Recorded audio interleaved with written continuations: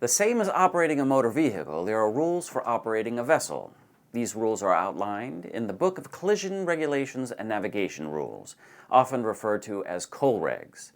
As noted on the cover, there are two sets of rules, inland and international. If you open up the book, one page will show the international rule, and the facing page will contain the inland rule. While most are identical, there are a few differences, so it's important to know what rule set you're operating on when you're out on the water. While it may sound surprising, here in the Puget Sound, we operate under the international rule set. There's no line of demarcation between the coast and Puget Sound. Even more surprising, there's no line of demarcation at the locks, meaning that all of Lake Union, Lake Washington, and their navigable tributaries operate under the international rule set.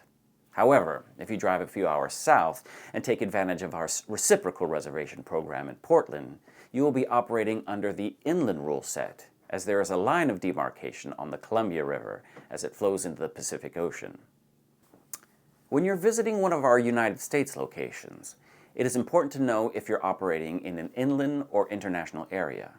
When you visit Freedom Boat Club locations in other countries, they have their own sets of rules, and you should research them before operating a boat in that country.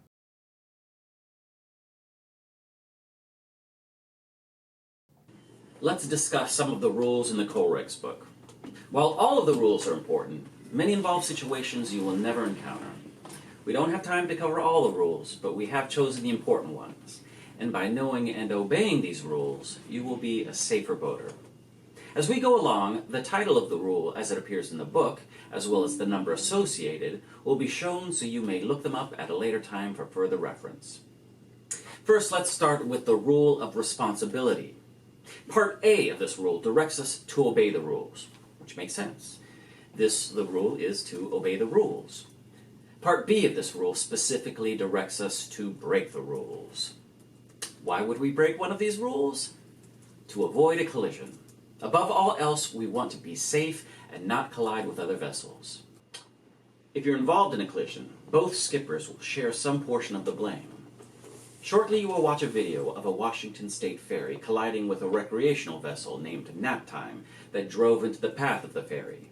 The skipper of the ferry was reprimanded in the incident for not avoiding the collision, and the skipper of Nap Time was cited for not keeping a proper lookout.